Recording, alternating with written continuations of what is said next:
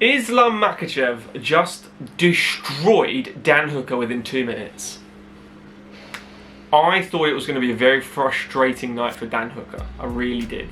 I've been on board the Islam train for a long time because I was not on the Khabib train. I won't go into all that details. People that watch these videos know my thoughts. So, I'm in love with Islam here. He did far beyond what I thought he would do to Dan Hooker. I thought it would be a very frustrating night for Dan Hooker, but I thought he was gonna cause Islam some problems that we haven't seen him take, before, since he last got knocked out with that flash KO, obviously. But Dan, he did his very best. He looked great in this. He really believed in all the pre-stuff that he wasn't just someone coming into this fight going, it's gonna be tough. He came in going, I can beat this guy. It's no problem. Like, people think I'm out of this, I will beat this guy. He didn't even touch the guy. How good is Islam? That's the thing. Like, Khabib ranked him as a pound for pound top 10 before this fight, but obviously he's his best buddy, so he's going to be biased there. I can't disagree with him after seeing that.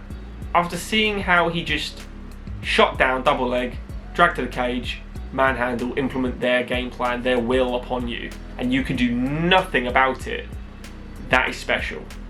Not many people, not many individuals can do that. Not in this game. We saw it with Khamzat earlier in the card, and Islam is a lightweight version of Khamzat, but he's better. He's got really crisp striking. Doesn't need it. You saw what he did to Tiago Moises as well, who is a phenom on the ground, and a young guy as well, mid-20s. Destroyed him. Drew Dober, arm triangle. You think these guys are very good guys, but then you get to Dan Hooker. This guy is a very good guy. He took Poirier to the wire. He's had some wars in this fight, in this division rather. He's just, Dan Hooker is a fan favourite. He is elite. He really is. He had an absolute war with Paul Felder. I remember that fight, watching them side by side and on stretchers together. The thing is with Dan Hooker, he's got a lot of losses, but he'll never get cut from the UFC unless he loses like 7 in a row. But he's not going to do that. Dan Hooker is the man. Credit for him for taking this after beating Nasrat not too long ago, and a really short notice fight, to then just come in and face Islam. Like, you're facing the boogeyman of the division, in my head, For me, Islam needs to be fighting for the belt now. I think that's it. There's no point feeding him the winner of, Gaethje Chandler. There's no point, because the winner of Gaethje Chandler was technically going to get the title shot, and it's like, I think Islam, they've both had a shot at the title. Islam has not. I think whoever wins between Charles Oliveira and Dustin Poirier should be fighting Islam Mackhachev. I really believe that. Because why not? Why give him one extra when he doesn't need it? He's on a 9-fight win streak. No one else is on that. Charles is, but he's the champion, so that's why. But I would love to see one of those fights. I think Gaethje Chandler, there's more fights for them. They're both chatting a lot of nonsense, which I love. I've made a video on that, guys. If you can check that out on the channel as well. So it's a real predicament for Islam in this one. I think he is, sky's the limit with this guy. He's Khabib 2.0. He can really control this division for years, and I think he will. Even if he has to face against the loser. Say Gaethje beats Chandler, and then Gaethje versus Oliveira. Say Oliveira beats Poirier. I think you could have Poirier versus Mackhachev. That makes sense. I think you could have Chandler versus Mackhachev.